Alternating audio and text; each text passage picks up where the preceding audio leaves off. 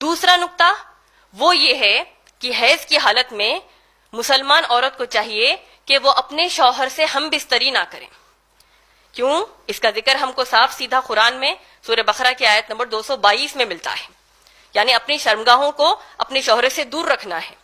لیکن صحیح بخاری کی حدیث نمبر 302 آپ پڑھیں گے، اللہ کے رسول محمد صلی اللہ علیہ وسلم نے اجازت دی ہے مسلمان شوہر اور مسلمان بیوی کو کہ وہ کپڑوں کے اوپر سے یعنی اوور دا ڈریس اپنی جو فزیکل نیڈ ہے یا بایولوجیکل نیڈ جس کو آپ کہتے ہیں، فطری تقاضے کو کپڑوں کے اوپر سے پورا کر سکتے ہیں.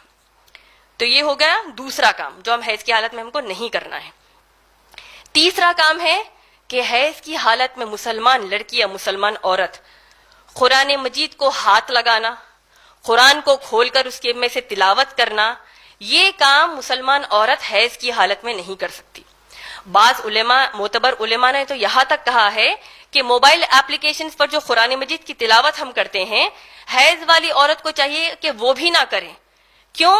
کیونکہ اللہ کا مقصد اس قرآن کی تلاوت کا یعنی اس قرآن کا مقصد جو پاک قرآن ہے، اس کلام جو پاک کلام ہے اللہ کا، جب عورت حیض کی حالت میں ہم دیکھتے ہیں کہ وہ وضو سے نہیں ہوتی، طہارت سے نہیں ہوتی، تو اللہ نے اس حالت میں بھی عورت کو اللہ کے کلام کی تلاوت کی بھی زحمت نہیں دی ماشاءاللہ.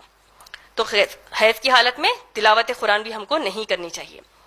لیکن علماء نے یہ اجازت دی ہے کہ جتنا قرآن آپ کو حفظ ہے، جو آپ کو یاد ہے، اسے آپ روزمرہ کی زندگی میں جو اٹھتے بیٹھتے جو آپ دعائیں کرتے ہیں، دعاؤں کی شکل میں یا اذکار کی شکل میں، وہ قرآن کے حصوں کی آپ تلاوت کر سکتے ہیں. یہ 3 چیزیں ہو گئی حیض کی حالت میں کون سے کام نہیں کرنے والے. اس کے علاوہ دیکھتے ہیں اب کہ نفاس کیا ہے. نفاس اردو زبان میں جو ہم عام طور پر کہتے ہیں، بچہ پیدا ہونے کے بعد، بچہ یا بچی جب عورت کسی کو جنم دیتی ہے، اس کے بعد جو خون بہتا ہے اس کو نفاس کہا جاتا ہے. زچگی کے بعد والے خون کو کیا کہا جاتا ہے؟ نفاس کہا جاتا ہے. انگریزی میں اس کو عام طور پر پوسٹ پارٹم بلیڈنگ کہتے ہیں. اور جس طرح پیریڈز یا مینسس یا ماہواری یا حیض جس کو آپ کہتے ہیں، یہ 2 سے 7 دن یا 7 دن سے بڑھ کر کسی نہ کسی کو ہو سکتا ہے. نفاس کے لیے کہا جاتا ہے سائنٹیفکلی کہ اس کی میکزیمم ٹائم پیریڈ 40 دن ہے. اسی لیے آپ دیکھتے ہیں جب کبھی ہمارے رشتہ داروں میں یا خود ہمارے یہاں جب کسی کی ڈیلیوری ہوتی ہے تو 40 دن کی عدت کہا جاتا ہے. 40 دن یہ ناپاکی والے دن کہے جاتے ہیں. لیکن آپ کو جان کر تعجب ہوگا کہ کئی لا علم ہماری بہنیں اس چیز کو نہیں سمجھ رہی ہیں کہ 40 دن میکزیمم ٹائم پیریڈ ہے، زیادہ سے زیادہ والے دن ہیں. لیکن 40 دن کے اندر اگر ہماری کوئی مسلمان بہن، کوئی مسلمان عورت پاکی اختیار کر لیتی ہے، اس کو خون بہنا رک جاتا ہے، تو اس کو غسل لے کر نمازیں پڑھنی ہوگی اور رمضان کے روزے رہنے ہوں گے. تو یہ میکزیمم ٹائم پیریڈ نفاس کا ہے. نفاس کا خون بھی حیض کے خون کی طرح ہی گندا ہوتا ہے اور یہ بچہ پیدا ہونے کے بعد ہی ہوتا ہے. اور پھر نفاس کے لیے بھی وہی احکامات ہے جو حیض کے لیے آئے ہیں. یعنی کون سے کام حیض میں نہیں کرنے چاہیے، نفاس کی حالت میں بھی وہ کام نہیں کرنے چاہیے. یعنی نمازیں نہیں پڑھ سکتے، روزے نہیں رہ سکتے، طواف کعبہ نہیں کر سکتے، قرآن کی تلاوت نہیں کر سکتے، شوہر سے ہم بستری نہیں کر سکتے. تو یہ کیا ہو گیا؟ حیض اور نفاس.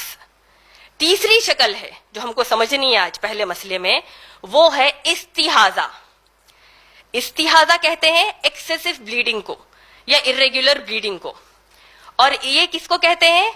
زیادہ یا اضافہ والا خون اگر کسی عورت کو حیض کے جو زیادہ سے زیادہ دن ہو سکتے ہیں یا نفاس کے جو زیادہ سے زیادہ میکزیمم دن ہو سکتے ہیں، اس کے بعد بھی اگر خون بہتا رہے اور یہ خون اتنے دن مکمل ہونے کے بعد بھی بہ رہا ہے، تو اس کو استحاضہ کہتے ہیں. اور خاص بات یہ ہے کہ استحاضہ کا خون گندا نہیں ہوتا، یعنی حیض یا نفاس کی طرح بدبودار، چگٹ یا گہرے لال رنگ کا نہیں ہوتا، بلکہ عام رگ کے خون کی طرح ہوتا ہے. تو یہ ایک چیز سمجھنا چاہیے. اس کا مطلب یہ ہوا کہ قرآن اور حدیث کی روشنی میں استحاضہ کی حالت میں اگر کوئی مسلمان ہماری بہن ہے، کوئی مسلمان عورت ہے، تو اس کو نمازوں اور روزوں کی کوئی چھوٹ نہیں ہے. استحاضہ کی حالت میں اس کو فرض نمازیں بھی پڑھنی ہے، رمضان کے روزے بھی رکھنا ہے، قرآن کی تلاوت سے کوئی ممانعت نہیں، یہاں تک کہ وہ شوہر سے ہم بستری بھی کر سکتی ہے.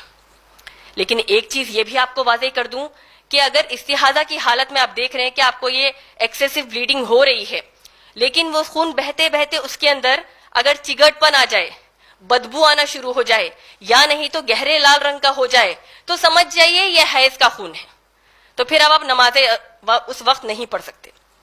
تو اگر ہماری کوئی مسلمان بہن اس حالت سے گزر رہی ہے تو ہم ان سے گزارش کریں گے، اور میں آپ سب سے بھی گزارش کروں گی کہ ایسے حالات میں ذری دیر کیے بغیر فوراً آپ کسی عالم دین، معتبر عالم دین سے رجوع ہوئیے اور اپنے مسئلے کا حل نکالیے۔ کیوں؟